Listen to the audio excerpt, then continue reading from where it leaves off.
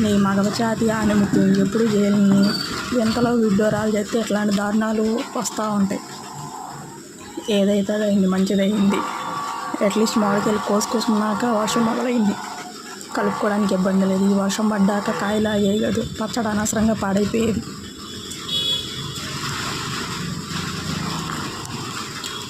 అందుకని ఎవరు చేసే పని వాళ్ళు వేయాలంటారు.